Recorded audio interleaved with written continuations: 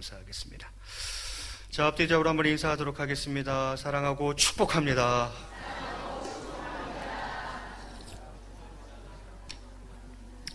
자, 오늘은 성경 읽기 표 진도에 따라서 시편 말씀을 가지고 우리를 눈동자같이 지키시는 하나님이라는 제목으로 함께 말씀의 은혜를 나누고자 합니다. 설교 제목이 뭐라고요? 우리를 눈동자같이 지키시는 하나님. 본시, 시편 17편 이 본시의 저자는 다윗입니다. 이 본시는 그러니까 사자에게 쫓기다가 잡혀서 이제 막 찢기려는 그런 먹이 신세와 같은 거예요. 자기가 생각해 보니까. 사자에게 쫓기다가 잡혀서 이제 막 찢기려는 먹이 신세와 같이 그런 급박한 위기 상황에서 다윗이 아주 다급한 심정으로 하나님께 구원을 호소하는 비탄시라고 이렇게 이야기할 수 있겠습니다. 이 시를 1절부터 끝까지 다 읽지는 않았지만 이 시에서 거듭 언급되는 말들이 있어요. 들으소서, 나의 부르짖음에 주의하소서, 귀를 기울이소서, 이런 표현이 계속 나와요. 이 시는. 그건 뭐예요? 정말 심장 박동 소리가 막 커지고 호흡이 거칠어지면서 입술이 떨리는 듯한 그런 모습으로 절규하고 있는 그런 다윗의, 그 당시 다윗의 심정을 생생하게 전해주는 표현들이라 할 수가 있겠습니다. 자, 그러면 이런 예비 지식을 가지고 한번 본문을 보겠습니다. 전체를 다 보지 않고 7절부터 9절까지만 좀 보려고 그래요. 7절에 이렇게 시작합니다.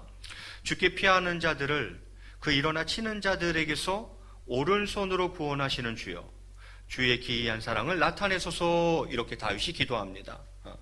주께 피하는 자들이 있어요. 그들을 일어나서 치는 자들이 또 있겠죠.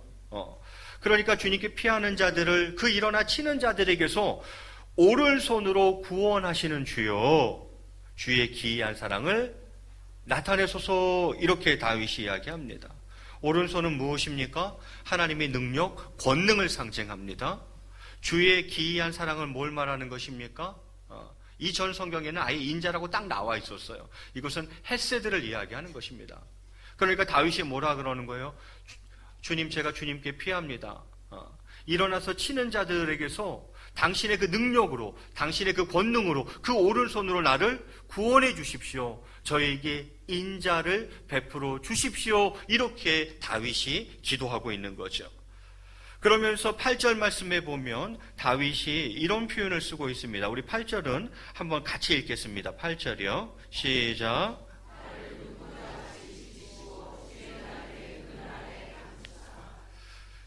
주님의 보호하심을, 하나님의 보호하심을 다윗이 지금 무엇과 무엇으로 표현하고 있습니까? 무엇에 비유하고 있습니까? 하나는 눈동자같이, 또 하나는요, 날개 아래라는 표현을 쓰고 있어요.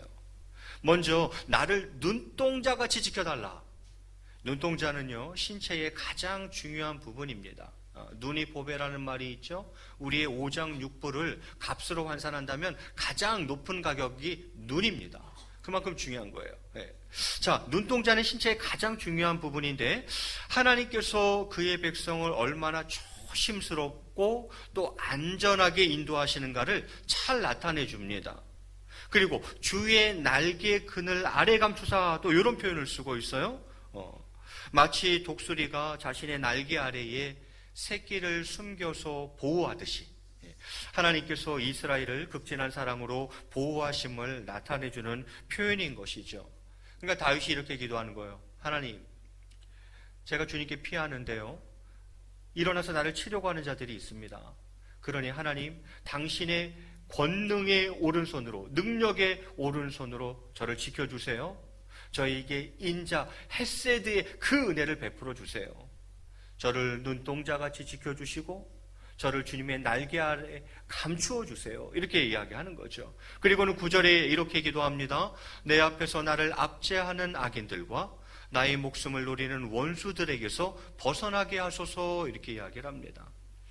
압제하다라는 이 단어는 원어적인 의미는 적극적으로 공격하다 또는 애워싸다, 그런 뜻을 가지고 있어요. 그러니까 원수들이 나를 둘러싸서 공격하고 있다는 것입니다. 그리고는요, 나의 목숨을 노리고 있다는 것입니다. 그래서 시인은 만일 하나님께서 저에게 인자를 베풀지 아니하시면, 권능을 베풀어 주시지 아니하시면 자신이 지금 죽을 수밖에 없는 그런 급박한 위기에 처해 있음을 토로하는 거예요. 그냥 마음을 다 쏟아놓고 있는 거죠. 하나님 보세요. 지금 하나님이 저에게 권능 베풀어 주시지 않으면, 인자를 베풀어 주시지 않으면 저 죽어요. 저 죽어요. 제 원수들이 저를 지금 압제하지 않습니까? 제 목숨을 노리고 있어요. 그러면서 뭐라고 이야기하는 거예요? 결국 구원을 호소하고 있는 것입니다. 이것이 오늘 다윗의 비탄 시입니다. 과연 어떤 상황, 어떤 정황 속에서, 어떤 배경 속에서 이 시가 나왔는지는 정확하게 알 수는 없어요. 거의 둘 중에 하나겠죠. 사울 왕에게 쫓기던 때이나 아들 압살롬에 의해서 생명의 위협을 받고 있을 때에, 그때에 아마 이 시가 나오지 않았나 이렇게 추정만 하고 있을 따름입니다. 어찌되었건 저는 오늘 본문을 통해서 우리를 눈동자같이 지키시는 하나님에 대해서 좀 깊이 묵상해 보았으면 좋겠습니다. 우리를 뭐처럼 지키세요? 눈동자같이 지키시는 하나님. 우리 몸의 여러 지체 중 가장 약하고 다치기 쉬운 것이 있다면 바로 눈동자일 것입니다. 아주 미세하고 예민한 신경구조와 그리고 얇은 막으로 되어 있는 눈동자가 그대로 밖으로 드러나 있기 때문입니다. 여러분, 이 눈은 굉장히 미세하고 예민한 신경구조로 되어 있잖아요. 그리고 막으로 되어 있잖아요. 이렇게 약한 게 그냥 그대로 밖으로 드러나 있잖아요. 그러니 이게 얼마나 위험하냐 이 말이죠. 가장 약하고 다치기 쉬운 것 중에 하나가 바로 눈동자라 이 말이에요. 그러나 그만큼 철저하고 세심하게 보호받고 있는 것도 드뭅니다. 눈동자처럼 그만큼 철저하고 세심하게 보호받고 있는 것도 드물죠.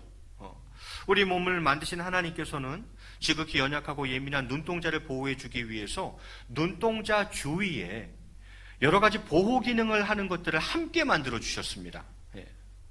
자, 웬만한 먼지와 티끌을 막아주는 눈썹과 또 위험한 물질의 이입을 예민하게 차단시켜주는 눈꺼풀과 그리고 눈에 들어간 먼지와 티끌을 눈물로 자연스럽게 밀어내도록 하는 눈물샘, 이러한 것들이 바로 그것들이죠. 참 신기하지 않습니까? 눈동자를 보호하기 위해서 하나님이 위에다 지붕을 치셨어요. 그게 뭐예요? 눈썹이에요. 보통 중력에 의해서 위에서 아래로 떨어지잖아요. 그렇죠? 그래서 먼지나 티끌이 내려올 때에 그것을 1차적으로 차단하는 지붕이 뭐예요? 눈썹인 거죠. 그리고는 조금 더 내려오면 뭐까지 또 있어요? 속눈썹까지 있어요. 속눈썹까지 있어서 이중으로 차단시키고 있는 거죠.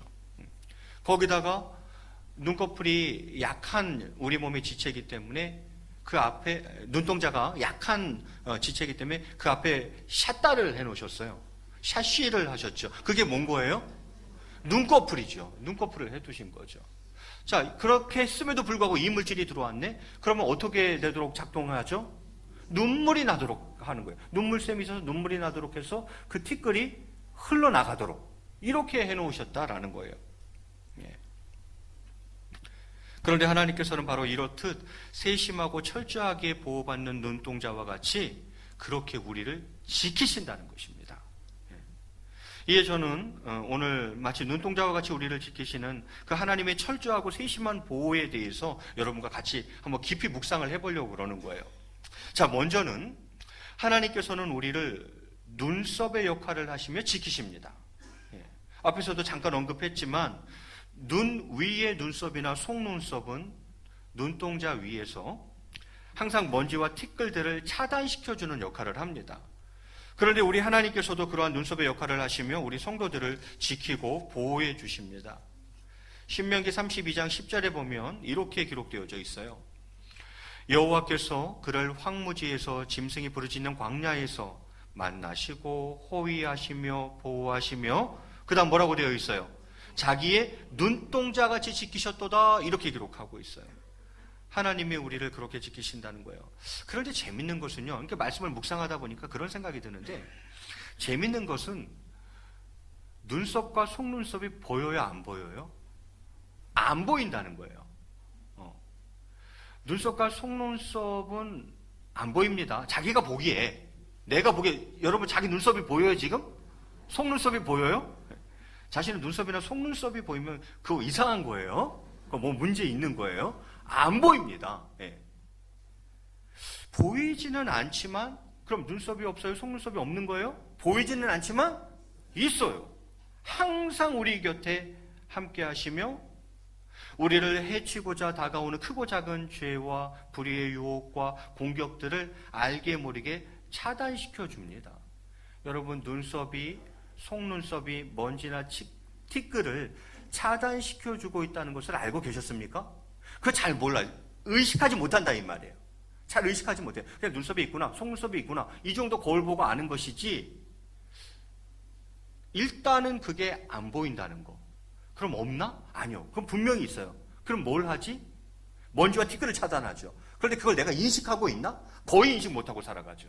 그런데도 분명한 것은 눈썹과 속눈썹이 먼지와 티끌을 차단하고 있다는 사실입니다. 예. 은밀하게 찾아오는 악의 요소들과 죄의 유혹들이 우리 안에 들어와 우리를 괴롭히지 못하도록 우리가 알아채지 못하는 사이에 이미 그것들을 막고 계시는 것입니다. 내가 인지하지 못하고 모르고 있을 뿐이에요. 하나님이 이미 그렇게 하고 계시는 거예요. 우리가 알아채지 못하는 사이에 그 모든 악과 죄들이 우리 안으로 들어오지 못하도록 그것을 막아서고 계셨다라는 거죠. 그러므로 우리는 우리가 깨닫든지 깨닫지 못하든지 간에 변함없이 세심하게 우리를 지키시는 하나님의 끊임없는, 저는 이걸 이렇게 표현하고 싶어요. 은밀한 보호하심. 하나님이 눈썹의 역할을 하시며 우리를 지키신다? 그것은 은밀한 보호하심입니다. 보이지도 않아요. 내가 잘 인지하지도 못해요. 그러나 계시며 그 역할을 하고 계셨던 거예요. 그래서 우리가 지금까지 여기 있는 거예요. 하나님께서 눈동자와 같이, 특별히 눈썹과 같이 우리를 지켜주셨기 때문에 저희가 지금 여기 있는 거예요. 예. 그러고는요, 어떻습니까? 눈꺼풀의 역할을 하시며 또한 지키십니다. 눈꺼풀. 예. 다급하고 위험한 순간에 눈동자를 덮어 보호하는 눈꺼풀. 그 눈꺼풀처럼 하나님께서는 우리 성도들에게 닥치는 여러 가지 악한 세력의 공격들과 위급한 상황 속에서 친히 우리를 감싸 보호하시고 친히 그 악한 대적들과 위험한 상황들에 맞서 물리쳐 주심으로써 우리를 안전하게 지키시는 것입니다. 예. 여러분, 눈꺼풀이 어떤 역할을 해요? 여러분, 옆 분에게 이렇게 눈 가까이에다가 이렇게 주먹질 이렇게 한번 이렇게 해보세요.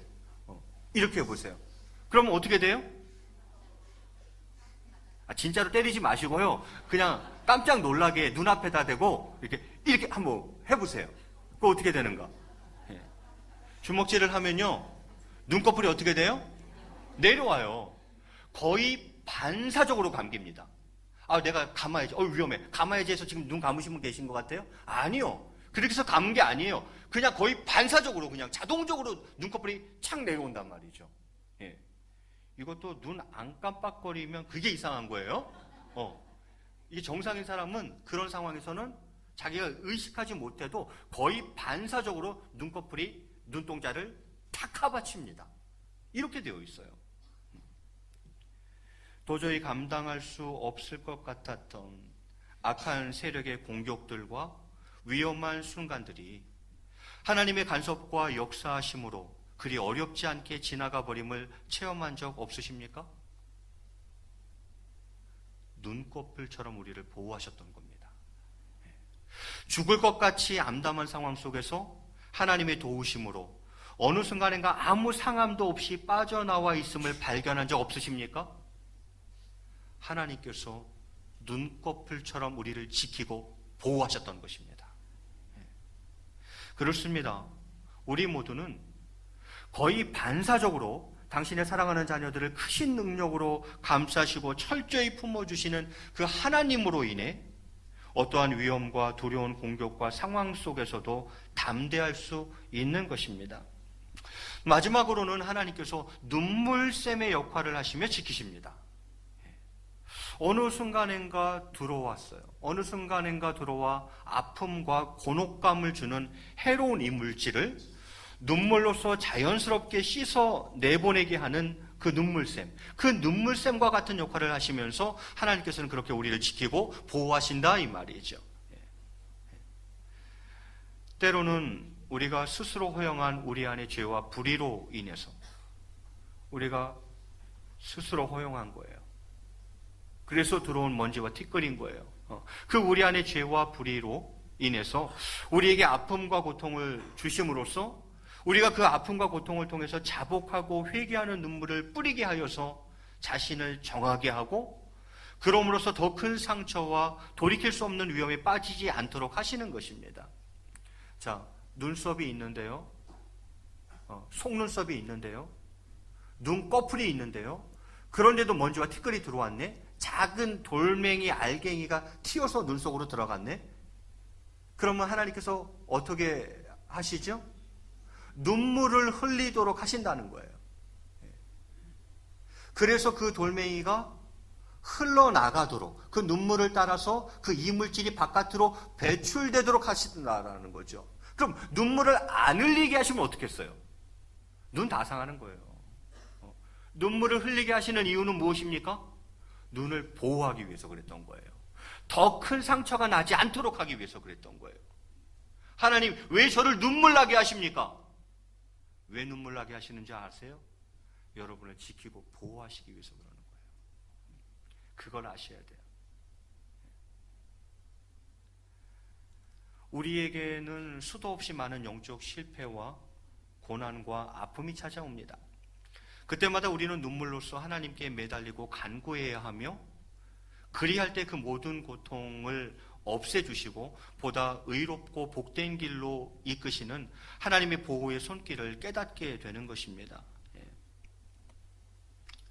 물론 현재는 지금은 하나님께서 잠시 허락하신 아픔과 징계로 눈물을 흘리지만 그것은 결국 우리를 영원한 슬픔이나 영원한 형벌로부터 지키고자 하시는 거죠. 그냥 뒀다가 눈동자 다 상하거든. 그럼 되겠어요? 안 되겠어요? 안 되잖아요. 그래서 눈물을 흘리게 하는 거예요. 영원한 슬픔에 빠지지 않도록, 영원한 형벌에 처해지지 않도록 하기 위해서 눈물 흘리게 하시는 거죠. 그렇게 하시는 것은 정말 하나님의 은혜로운 보호의 손길임을 잊지 마시기 바랍니다. 기도하면서 그런 기도를 많이 했잖아요. 눈동자같이 지켜주옵소서. 이런 기도 많이 했단 말이죠. 그럼 그 말씀을 생각하면서 과연 우리를 눈동자같이 지킨다는 것이 과연 무엇이며 어떻게 지키신다는 얘기인가 하는 것을 묵상하게 된 거죠. 그것을 저는 세 가지로 말씀드렸습니다. 여러분, 이런 설교는 한 번 들으면 잊어버리지도 않아요. 여러분, 이 설교 잊어버리실 것 같으세요? 절대 안 잊어버립니다. 눈동자같이 지킨다는 것은 세 가지였구나. 뭐처럼? 눈썹처럼 우리를 지켜주시고 눈꺼풀처럼 우리를 지켜주시고 눈물, 샘처럼 우리를 지켜주시는 거죠. 여러분, 그렇게 하나님은 저와 여러분을 눈동자와 같이 지키시는 분이다라는 거죠. 이쯤에서 하나 짚고 넘어갈 게 있어요. 그것은 고난에 관한 것이에요. 고난에 대한 이해가 좀 필요한 것 같아요. 하나님께서 우리에게 고난을 허락하시는 이유가 뭔가? 많은 이유가 있어요. 그걸 다 하진 않겠어요. 딱 두 가지만 생각하고 넘어가려고 그래요. 여러분, 하나님께서 우리에게 고난을 허락하시는 이유가 무엇입니까? 고난에 대한 성경적 이해는 무엇입니까?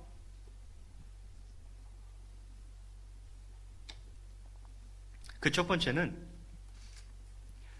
당신의 자녀들을 온전케 하시려고 그러는 거예요. 그래서 하나님이 고난이라는 걸 허락하시는 거예요. 야고보서 1장 2절부터 4절에 보면 이렇게 기록되어 있습니다. 제가 한번 봉독해 올리겠습니다.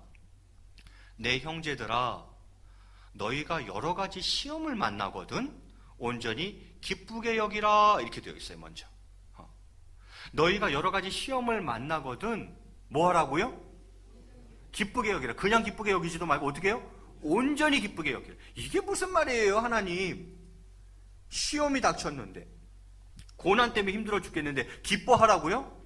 그런데 하나님 분명히 얘기하셨어요. 여러 가지 시험을 만나거든 기뻐하라는 거예요. 이유가 뭐냐? 3절에 이유는 너희 믿음의 시련이 인내를 만들어내는 줄 너희가 알미라, 이렇게 되어 있어요. 그 고난이, 그 시험이, 그 믿음의 시련이 뭘 만들어내는구나? 인내를 만들어내는구나. 나로 하여금 뭐 하는 사람 만들어 놓는 거예요? 인내하는 사람 만들어 놓는 거예요. 그러면 그 인내는 또요, 4절 말씀에 인내를 온전히 이루라. 이는 너희로 온전하고 구비하여 조금도 부족함이 없게 하려 함이라 이렇게 되어 있어요. 인내를 온전히 이루라. 무슨 말이에요? 쉽게 말하면 참아내라는 거예요. 그냥 참아내라는 거예요. 견디라는 거예요. 다시요. 시험이 왔어요. 고난이 왔어요. 그런데 하나님이 기뻐하래요. 왜냐하면 그 믿음의 시련이 인내를 만들어낼 것이기 때문이라는 거예요. 그 인내를 이루라는 거예요. 즉 참아내라는 거예요. 그냥 견디라는 거예요. 왜 그렇게 해야 합니까? 이유는 너희로 온전하고 구비하여 조금도 부족함이 없게 하려 하심이라 이렇게 되어 있어요. 당신의 자녀를 온전하게 하시려고, 정말 당신의 사랑스러운 그 자녀가 조금도 부족함이 없게 하시려고 고난을 허락하시는 것입니다. 하나님은 당신의 자녀의 성장에 관심이 있어요. 우리는 하나님께로부터 떨어지는 떡고물에 관심이 있을지 모르겠지만 하나님의 관심은 내 사랑하는 자녀의 성장에 관심이 있으세요. 고난을 허락하시는 이유가 무엇입니까? 조금도 부족함이 없게 하시려고 고난을 허락하신다. 야고보 사도는 그렇게 설명합니다. 베드로 사도는 이것을 어떻게 설명하는가? 주님의 발자취를 따라오게 하려고 하나님께서 고난을 허락하신다 이렇게 보고 있습니다. 베드로전서 2장 19절에 보면 이렇게 되어 있어요. 부당하게 고난을 받아도 하나님을 생각함으로 슬픔을 참으면 이는 아름답다 이렇게 이야기해요. 고난을 받았어요. 근데 부당하게 고난을 받았어요. 그렇게 고난을 받아도 누굴 생각해야 되는 거예요? 그때? 하나님을 생각해야 되는 거예요. 주님의 그 고난과 십자가를 생각해야 되는 거예요. 자, 내가 부당하게 고난을 받고 있어요. 그때 누굴 생각하라고요? 하나님을 생각하는 거예요. 주님의 그 고난과 십자가를 생각하라는 거예요. 그걸 생각하면서 그 고난을 잘 참으면, 그 슬픔을 참으면 그것은 무엇이다? 아름답다 이렇게 성경이 이야기합니다. 20절에 부연 설명하기를 죄가 있어 매를 맞고 참으면 무슨 칭찬이 있으리요. 그러나 선을 행함으로 고난을 받고 참으면 이는 하나님 앞에 아름다우니라 이렇게 이야기해요. 그렇죠. 지가 죄를 지어서 두들겨 맞는 건데 그 매 맞고 참는다는 게 그게 뭐 칭찬거리가 되겠습니까? 지가 다 죄 지어서 그런 것을. 그거 말고 선을 행한 거예요. 하나님 뜻대로 하나님 말씀대로 믿음대로 행하다 보니까 뭐가 와요? 고난이 왔어요. 자, 그렇게 선을 행함으로 고난을 받는데 그것을 참으면, 하나님을 생각함으로 주 예수 그리스도의 십자가를 생각함으로 그 고난을 참으면, 견디면, 버티면 이는 뭐하니라? 아름다우니라 이렇게 얘기해요. 누구 앞에서? 하나님 앞에 아름다우니라 이렇게 이야기를 합니다. 그러면서 21절에 이런 얘기를 합니다. 요거 마지막 구절이니까 한번 같이 읽겠습니다. 21절 시작.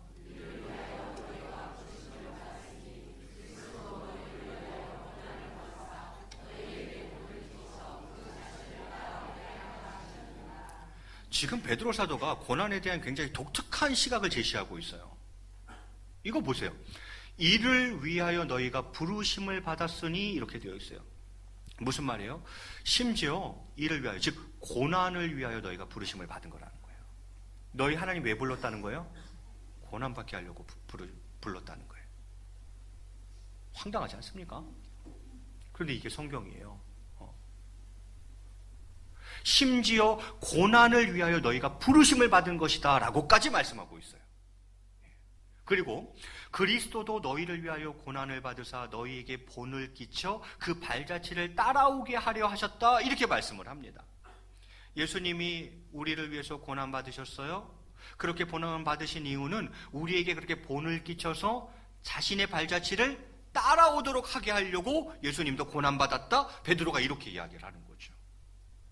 우리는 축복으로만 부름받은 것이 아닙니다. 우리는 고난으로까지도 부름받은 자들입니다. 그 고난의 이유는 무엇입니까? 두 가지. 하나는 하나님께서는 당신의 자녀들이 온전케 되기를 원해요. 그래서 고난을 허락하시고 고난을 통해서 인내를 배우게 하시고 그 인내를 통하여서 정말 하나님 앞에서 조금 더 부족함이 없는 잘 성장한 당신의 자녀들 되길 원해서 고난이라는 걸 허락하신다는 거죠. 그리고 주님 걸어가신 그 고난의 길, 그거 당신 죄 때문에 그런 거 아니에요. 본인이 잘못해서 고난 받으신 게 아니에요. 정말 믿음으로 살고 말씀으로 살고 하나님 뜻대로 살려고 하다 보니까 온 고난이에요. 주님은 그 고난을 참으셨어요. 그 고난의 길을 끝까지 가셨어요.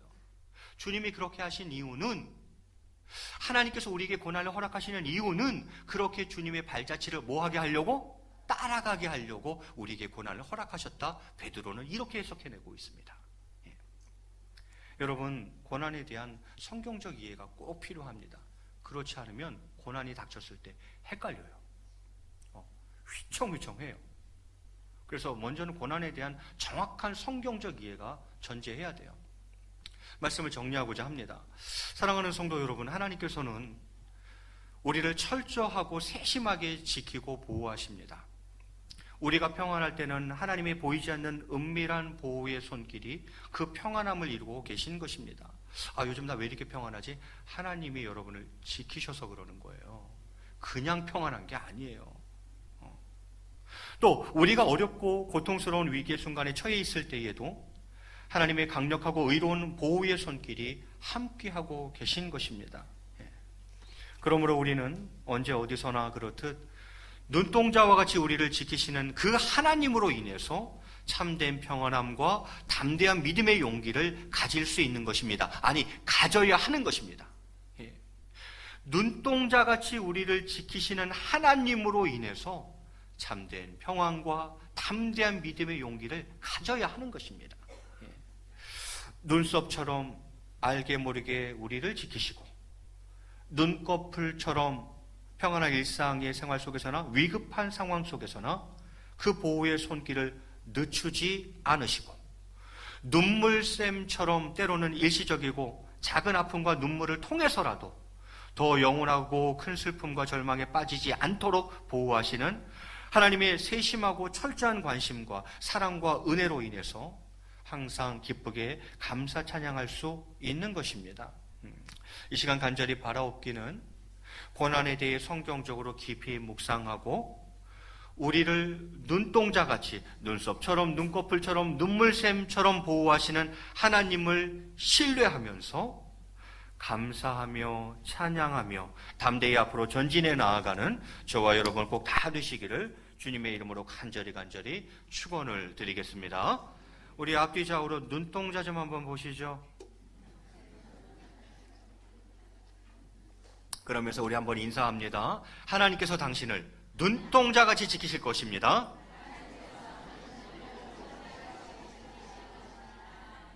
이거 믿고 승리하시는 저와 여러분 되시길 바랍니다. 우리 같이 찬양하고 기도하는 시간 갖도록 하겠습니다.